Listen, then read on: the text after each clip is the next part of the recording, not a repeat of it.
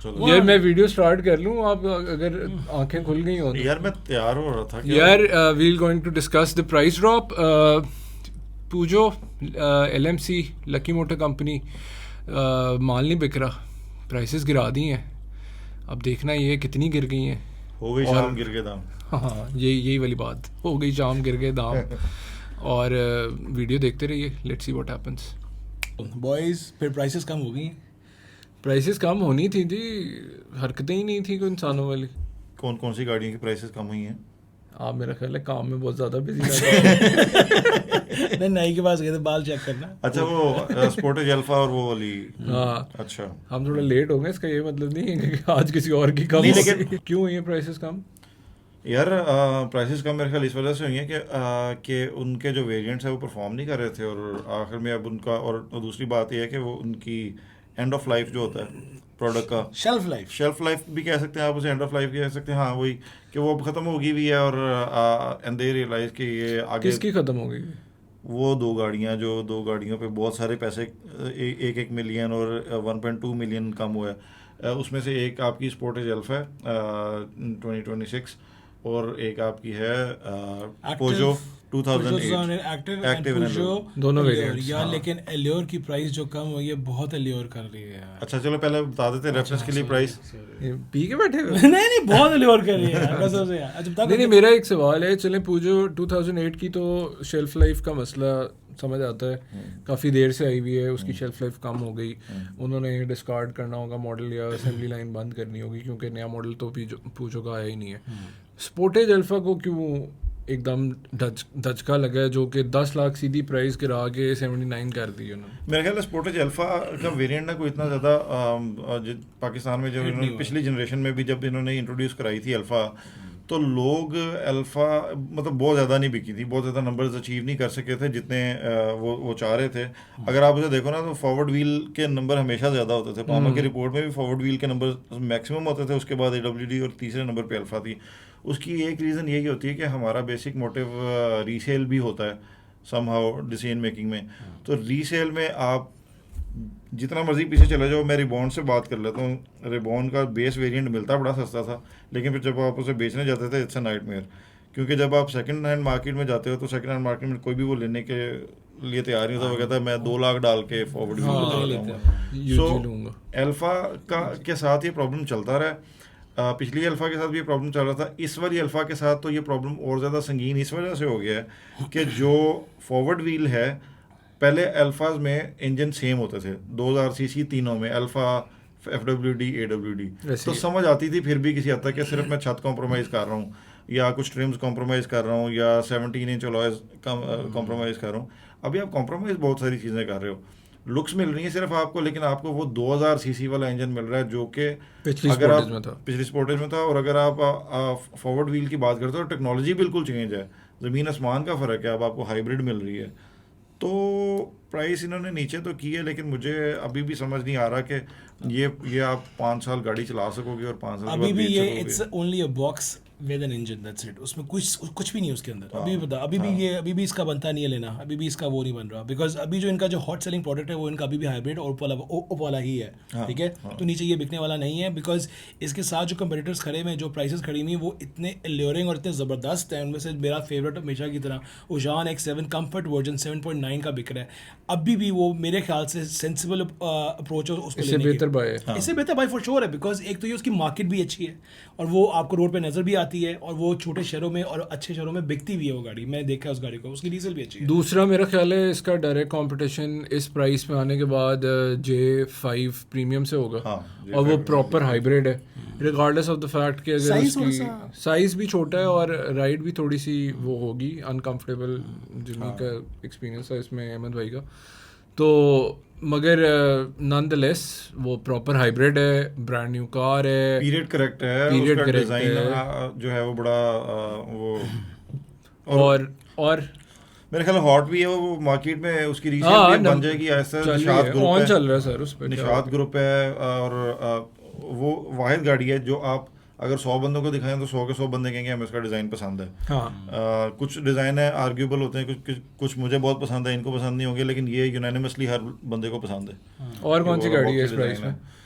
और इस प्राइस में मेरा ख्याल है ग्रैंडी भी आ जाती है यार। ये जो ये व्लॉग 2026 से बन रहा है, 2018 में नहीं बन रहा, 16 में। ये 26 का व्लॉग है, तो अच्छा, ग्रैंडी की 2000 बात सीसी गाड़ी है ना, तो वो 1800 से कंपेयर भी होती है, पैसों में भी कंपेयर हो रहा है। अच्छा ठीक है, ओके, नहीं करते। दूसरा जुटोर डैशिंग हम लोगों ने बहुत ज़्यादा बिकी भी है, जुटोर डैशिंग। अरसल चौधरी साहब उसके ओनर हैं, तो वो जुटोर डैशिंग काफ़ी आगे वैसे सड़कों में बहुत नजर आती है, आगे ही नजर आती है। Thanks to all the banks. हां, 1.5 टर्बो बैंक्स के साथ इन्होंने बड़ा अच्छा दोस्ती की, जो कि सेंसिबल डिसीजन है ऑब्वियसली। दे वांट आपने गाड़ी बेचनी है, गाड़ी रोड पे आपकी है, जैसे बेची है इट्स गुड। हाँ, गाड़ी बेचना is the important part. Marketing team को बोनस दें। एक गाड़ी मेरे ज़हन में भी आ रही है। कौन सी? ये यार एक हंस क्यों रहा है, दांत क्यों निकल रहे थे? Honda HRV। आय हाय, होंडा HRV। अच्छा, हां, प्राइस क्या है इसकी?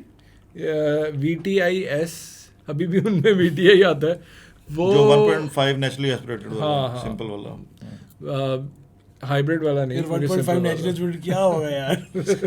कितना को भाग लेगा नहीं यार? तो वो गाड़ी भी तो छोटी है ना। चलो, बहुत ही छोटी डड्डू टाइप है ये, लेकिन एक और भी है, हाँ बताया, करोला क्रॉस शादी। क्रोला क्रॉस भी 1.8 वाली शादी। हाँ जी, 1.8 शादी वाली। अच्छा, क्रोला क्रॉस ले आया, मेरी गारंटी पे एतराज था इसे। ओ यार, ग्रांडी तो वो है, हाँ, वो सिडान वाह यार, वेरी नाइस यार। है। अहमद लेकिन भाई अच्छा, इनकी 2014 से आ रही इनकी बहस चलती रहेगी, लेकिन मैं आपको बताऊं, अभी बता रहे थे कि अभी जो 2008 है जो गाड़ी है एलियोर की, पूजो की जो गाड़ी है, उसके अंदर बेस में ये बात सुना है। बात क्या है, उसकी अपलिफ्ट हो गया है, उसकी शेप चेंज की है, जब वो सड़क पे आती है अब वो प्यारी लगती है, पहले वो अच्छी नहीं लगती थी। अब उसका जो आया वर्जन, तो मैं कह रहा हूँ guys, it's steel right on 6.4 के अंदर। हाँ, आफ्टर सेल्स 6.5, आफ्टर सेल्स जो होंगी, जो भी होती है, व्हाटएवर, 6.5 से कितना को नीचे गिर जाएगी जैसी वो, क्योंकि इससे नीचे आने के लिए उसके लिए अब जगह नहीं रही, ये उसका लोएस्ट पॉइंट लग रहा है। बिकॉज अगर वो बिकेगी भी नीचे आके, वैसे पार्क व्हील्स भरा हुआ है इस गाड़ी से, भरा हुआ है इस वक्त। आप जाएँ, लोग बेच रहे हैं पागलों का, लेकिन नई शेप अभी भी नहीं बिक रही। लेकिन अब जो प्राइसेस आ गई हैं 6.5 के लिहाज से, आपके पास बहुत सी गाड़ियाँ हैं। मैं अभी इनसे रिकॉर्डिंग से पहले एक बात कर रहा था, ईऑन आपकी जो है, आपकी मतलब यूटी 6.4 की बिक्री, इलेक्ट्रिक छोटी हैचबैक है। एलियोर 6.5 की बड़ी गाड़ी, ऊंची गाड़ी, definitely it's not that economical as that, but still MG 469 में जा रही है। MG 469 में जा रही है, तो इट्स अ नो ब्रेनर यार। एलियोर मुझे वैसी बड़ी पसंद थी, अब तो बहुत ही पसंद है। रोने वाली क्या बात है यार। क्या हो गया? यूरोपियन है यार, यूरोपियन है, और 1.2 है, और मेक अच्छी है, और उसकी बिल्ड क्वालिटी और मीटर 3D देखें उसका, वाह, मजा आ रहा है। लेकिन यार, आपको ऐसा फील नहीं आ रहा कि ये सारा स्टॉक बेच के भागे? समेट LMC कहाँ भागेगा? लकी मोटर्स हैं, आपको नहीं, पोजो तो भाग जाएगा ना, मतलब पोजो से हाँ, छोड़ मेरा दो। ख्याल जाए, लेकिन सर्विस तो मिलती रहेगी ना आपको। किया जब तक जिंदा है, किया नहीं जाती कहीं। नहीं, सर्विस मिलती रहेगी। पार्ट्स आपको कितने महंगे मिलेंगे इसके बाद? पार्ट्स वैसे ही बड़े महंगे, उसके अभी भी अवेलेबिलिटी के बाद भी बड़े महंगे। अल्लाह खैर करे, नहीं लगेगी इंशाल्लाह। नहीं, आप इंश्योर करा लेना। 64 लाख की गाड़ी की इंश्योरेंस कराएंगे तो महीना कम ही पड़ेगा, परेशान नहीं। अच्छा, तो इसके कौन सी गाड़ी ऐसी है कि जो अगर एलोर में नहीं लेना चाह रहा, इन सारी चीज़? फ्रॉन्क्स ले लें आप। नहीं, एलोर लेना चाह रहा हूँ मैं। लेना चाह रहा हूँ एलोर। यारिस, एलोर बहुत अच्छी गाड़ी है यार। 6.3 की है ना यार, 6.2 की है ना यार। हाँ, जो नई प्राइस हुई। हाँ, होंडा सिटी भी 6.3 की है। 61। हाँ, वो भी इसी लीग में आती है गाड़ी। सर, ये से गाड़ी की एंट्री उन्होंने प्राइस गंदी कर दी है। एलेंट्रा, ये कहाँ घुस गए आके। एलेंट्रा का जो 1.6 का वर्जन है, 6.34 का था, वो गाड़ी अब इसके साथ फाइट कर रही है। तो एक अक्लमंद को इशारा ही काफ़ी है कि बेटा एलेंट्रा साउथ कोरियन है, तो पूछो आपकी यूरोपियन है, सेम प्राइस है, क्या लेगा? तो यार मेरा ख्याल है, अच्छा, वैसे दोनों में ना बड़ा क्लोज कंपटीशन है। एक और भी गाड़ी इतनी केपेबल गाड़ी है और ये भी इतनी केपेबल गाड़ी है। एक और भी गाड़ी है, करोला 1.6 भी है। हाँ, वो अभी बोला है 2026 का व्लॉग है, ये तो 1600 पे चला गया, ये तो 2012 में पहुंच गया यार। वो गाड़ियां नहीं लेते कोई अब, वो लोग शर्माते हैं लेते हुए। अब ना कर उसकी बात भी नहीं करते, लोग डांटते हैं। I am sorry. नहीं, मजाक करें, करोला लवर्स, मजाक करें, लव यू यार, मजाक करें। नहीं, गाड़ी बहुत अच्छी है।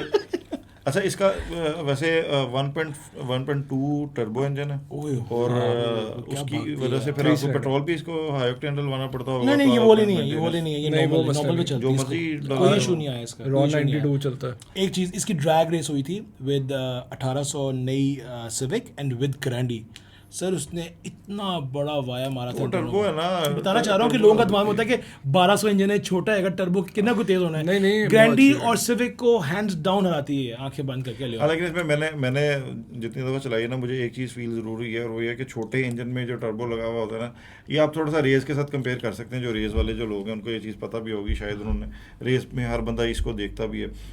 जो रेस का भी टर्बो वाला वर्जन था, अब तो उसके वो आगे में ना HEV वर्जन भी आगे में।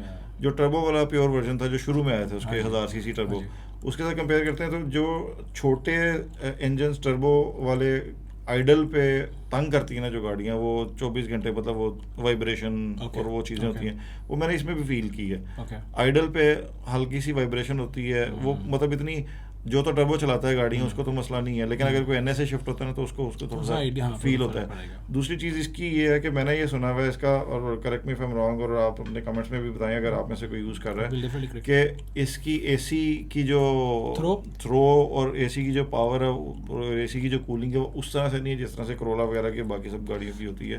यूरोपियन गाड़ी उनको ठंड, उनको AC उनकी प्रायोरिटी नहीं थी, लेकिन हमने तो इधर ही चलाना है ना, हमने लेके लंदन तो नहीं जाना, तो वो थोड़ा सा एक मसला। जुगते मारे बीचे मैंने मारने शुरू कर देनी, फिर मजाक कर रहा हूँ। नहीं सही कह रहे, ही इज एब्सोल्युटली राइट। अच्छा, coming back to the point, जो एक्टिव वेरिएंट है वो आ गया 5.7 पे, वो आपका compete कर रहा है इस वक्त, स्टॉनिक से कर रहा है, उसके बाद फ्रॉन्क्स बेस वेरिएंट से कर रहा है, सिटी से भी कर रहा है, मोर और लेस वेरिएंट सेम ही है। मगर सवाल जो मेरा ये है आप सबसे और इन दोनों से भी ये है, बाकी इलेक्ट्रिक कार को तो मैं इससे इस वक्त कंपेयर नहीं करूँगा। हाँ, वो ईऑन को वो लेके आए थे, बट स्टिल इलांट्रा 1.6 और एलियोर 2008 कौन सी लेंगे आप? Elantra 1.6, 2008 Elantra 1.6. Elantra 1.6. I prefer sedans. On that bombshell, see you. Like, share, subscribe. Like, share and subscribe. Comment भी करें यार, कमेंट करें, इश्क करें। Bye bye.